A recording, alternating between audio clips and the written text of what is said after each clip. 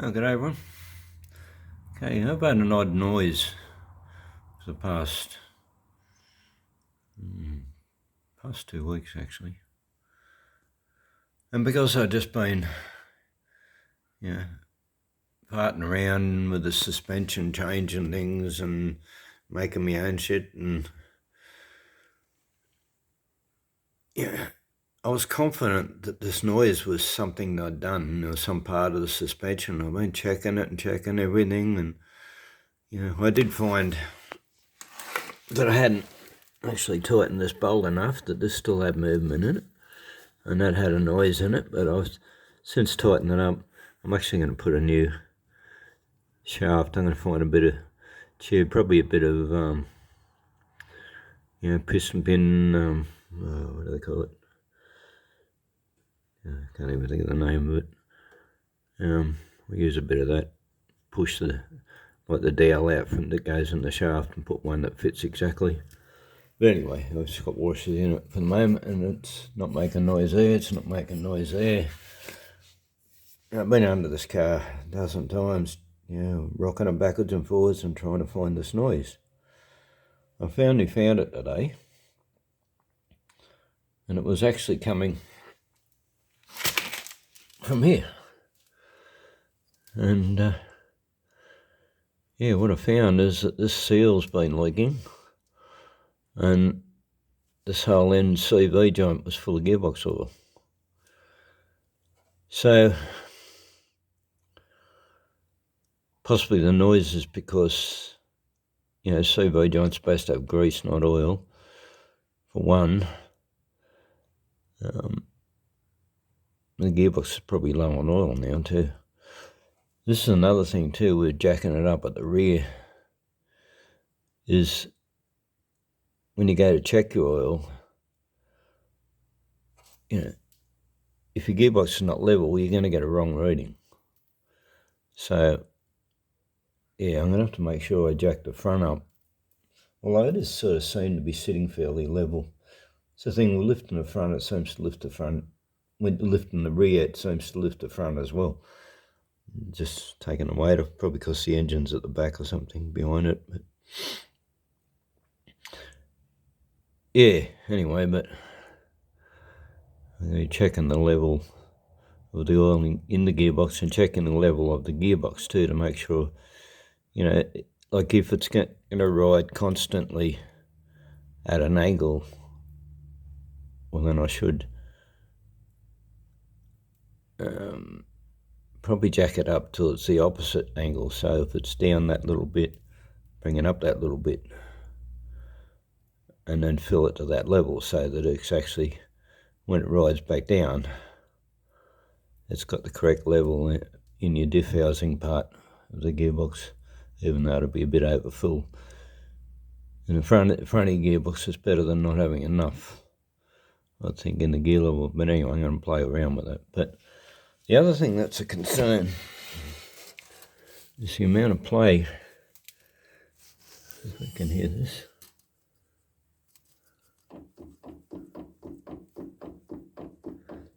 See, that's the noise I was getting. I wasn't getting it from like the drive motion. I was getting it when I was going over really small bumps. And see, this thing has actually got, it doesn't pull in and out, but it's got a bit of sideways movement, which I can't seem to do with my left hand. But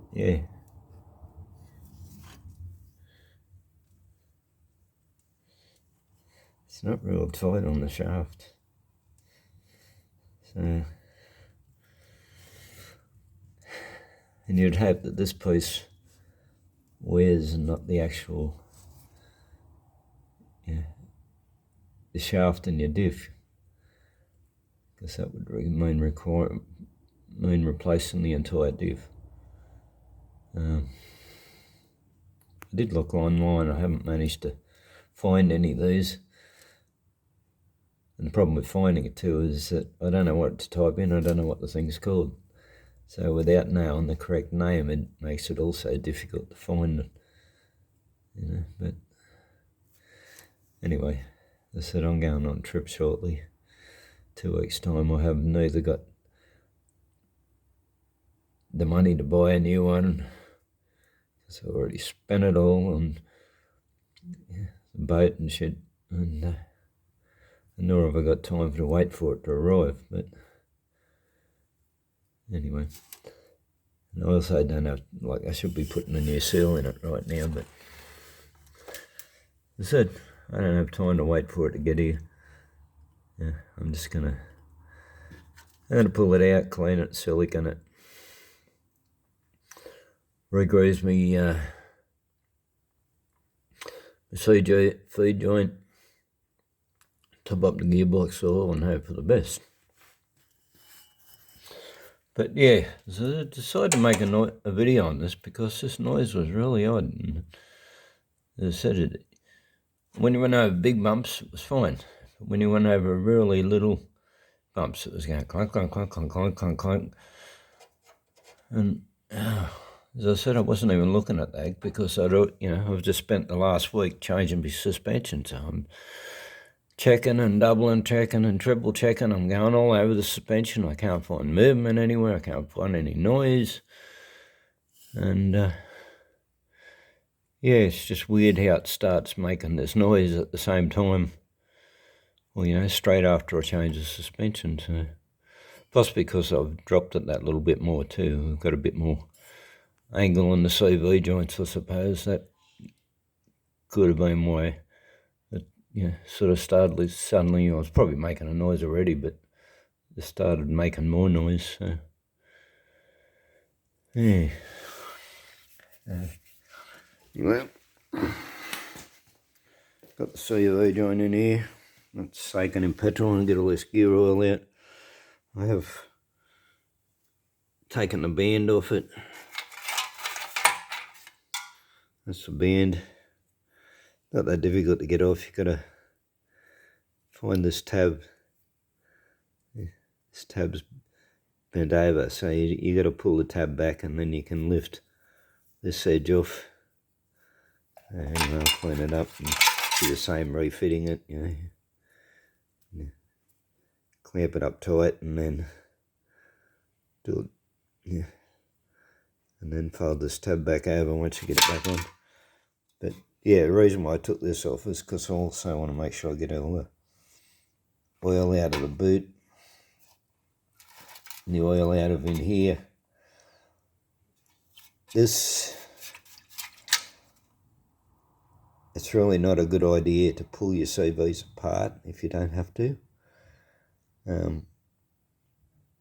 I did that last time. Like, you got to pull a clip off the shaft anyway. But yeah, it's really a difficult thing to get all the balls back into place and get this inner ring back in it, and lined up. It's you got to get it turned to the exact right position, put the balls in, and then hard to explain, but it's really difficult. So yeah, I'm gonna make sure that inner ring stays in the outer ring. I'll pull any of this apart, but yeah, as I said, I'll finish cleaning this now. Repack up the grease. I'll stop the oil leak. In there. As I said, I'll just silicone that plug and put it back in. I'll clean it. Petrol all over my hands. Wipe it off. Very difficult to do things one hand. Even wiping your hand on a rag. It's difficult to do without the other hand. The other thing I'm doing, which there'll be a video coming on this, I'm putting Type 3 rear brakes. Type 3 is the wagons and fastbacks. Reason being, these drums are buckled. And I probably did it myself. Yeah, because when I got this car, the brakes were all seized up, and I belted the crap out of this with a hammer. Yeah, around and around and around here and on here and on here, and I've dented the rim. And yes, what it does is it binds, and then it frees, and then it binds again. And when if you back it off enough so it's not binding, and they've got no brakes or no handbrake, no rear brakes and no handbrake, it's that, unround, the stuff basically needed new drums. And I had these, because this whole rear end, this LRS rear end was a type, and the gearbox as well came out of a Type 3. So, so I dragged them Type 3 ones out of there. They were all rusted up. The shoes were cactus. They were all coming apart.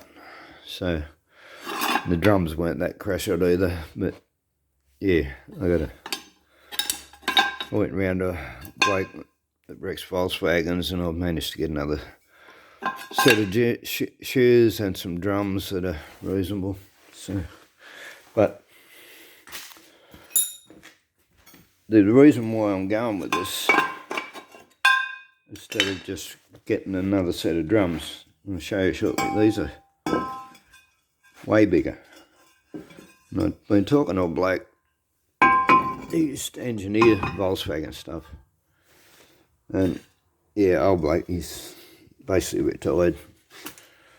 And he was saying back in the 70s they used to do this to Beetles up as an improvement. They used to put the Type 3 rear brakes on them, and according to him, they're actually better. They work better than a rear disc conversion. So anyway, that's yet to be seen. I'll probably never know, because I'll probably never get a rear disc conversion, so I won't be able to compare it. But yeah, you can see just like how much bigger they are. See that drum just fits way straight over the top of the other drum. So, and when I looked up to see how much new shoes they are, and they're quite reasonable actually. That was at Just Campers in Australia. But what I discovered is that the shoes are the same as your front drum brake shoes. Of course, your four stud drums, not the real early ones. So that was another interesting thing. So anyway, there'll be a whole video on that. At the moment, I'm cleaning rust off them. So these, I made prime on the inside. The black is just totally for appearance. So, same as the drums. I'll put them all together before I paint the drums and the face of this. But yeah, this is the other advantage, see, to a Type 3 brake. So you can take your drums off without undoing your axle. Well, your big axle nut. They're just, you got these two Allen key bolts. Of course your wheel, you take your wheel off. And of course I'm going to have to swap the studs over from my drums into these, but that's the other advantage, is you get the drum off without having to undo the axle nut. They come out separate. So, but it's a long, slow process. As I said, everything's been going through the sandblaster before I paint it. And if you're contemplating buying a sandblast cabinet, be aware that a compressor this size is not big enough. You basically need an industrial compressor to run it. You got to have a continuous 100 pounds of pressure. So I get 3 to 5 minutes, and then I got to wait another 3 to 5 minutes for it to charge up again. So yeah, I usually do some other job in between when I'm sandblasting. And you know, if it takes an hour to sandblast something, you know, without having the proper compressor, you know, that drags you into 3 hours, you know. So anyway, we'll leave the ramble at that. I will make a specific video, I think, on these brakes, and we'll see how we go with them. But yeah, in the meantime, I've got this CV noise issue. So anyway, if you're a mechanic, Volkswagen mechanic, or you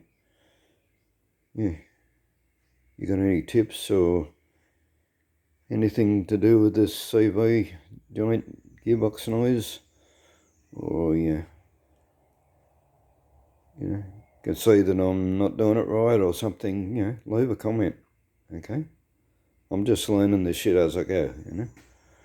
I mean, I got a fair bit of mechanical knowledge. I've been mucking around cars and bikes for, you know, more than 50 years.